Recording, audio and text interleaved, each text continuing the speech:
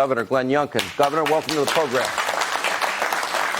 John, great to be with you. Thank you for having me. Well, first, let me start with the balloon part. How is it possible that a president first allowed a Chinese spy balloon, they knew it was a spy balloon, to travel all across the entire country and then shoot it down after it goes off the East Coast?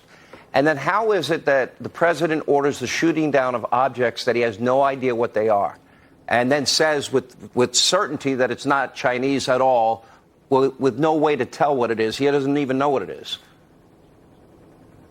Well, Joe Biden doesn't understand what the Chinese are up to.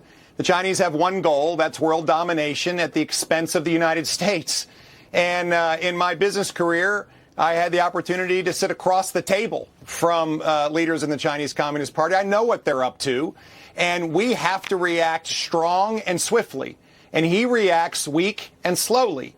And all it does is open up a sense that they can push us even further. They're going to use every ounce of capability they have. Surveillance through balloons and TikTok, economic coercion by trying to infiltrate with relationships and joint ventures that push them into our economy to enrich their Communist Party-controlled companies. And they're going to try to intimidate us with their military presence. This is a moment to be strong and swift, not weak and slow. Well, let me ask this, and I got to give you a lot of credit. I know, like every governor, you want to bring as many jobs into your state, your commonwealth, as possible.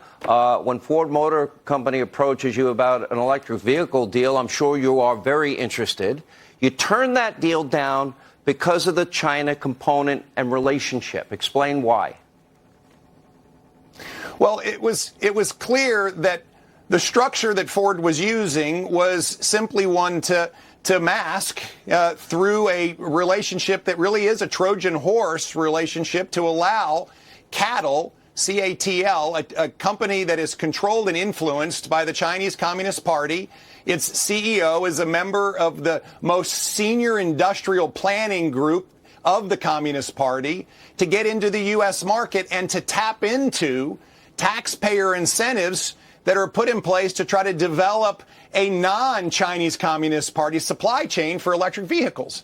It was clear what was going on, and I didn't think that U.S. taxpayer money nor Virginia taxpayer money should be used to provide incentives for this kind of relationship. And what we're seeing today, of course, is that we have a bipartisan group of senators who are calling for real answers to tough questions about this relationship.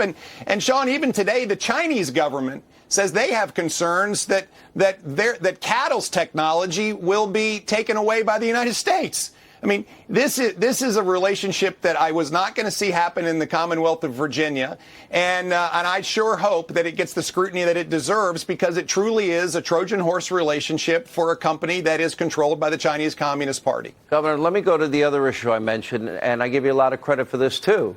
You are not allowing Chinese nationals to buy up farmland or ranch land or land near military installations in the Commonwealth of Virginia. I hope that every governor in the country follows your lead on this. I think it's insanity that we're allowing this to happen, and it's happening with literally tens and tens of thousands of acres. Why are we allowing that to happen? They are our number one geopolitical foe. Yeah, this cannot be allowed to happen. And here in Virginia, we're home to the Pentagon and Quantico, the largest naval base in the world, Wallops Island, where we are launching missiles for the government. And we can't begin to allow entities that are owned and controlled by the Chinese government to buy up our farmland. And so we're just not going to let it happen. And it was swift and quick and proactive. We're going to protect Virginia's farmland from being owned by bad actors. And I think every state should do this. If the federal government, it won't get to it. And by the way, the federal government should get to it as well. This should be land owned by Americans, or at least entities that we trust and know. And we cannot allow the bad actors to buy up our land across America. Governor, last question. Are you thinking about running for president? Sean, you are so kind to even offer that question. I'm humbled by it. I am focused on Virginia. We have a lot to do here. We've got to cut taxes. We've got to invest in law enforcement. Most people don't like to answer that question. That's why I was asking.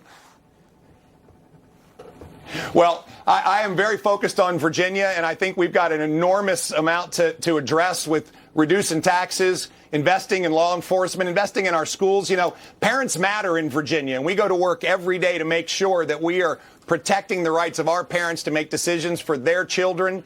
This is a constant effort to make sure that we're advancing this agenda, and I'm at work every day for Virginians, making sure that we're protecting their interests. Well, we appreciate you. Thank you, Governor. We appreciate you being with us.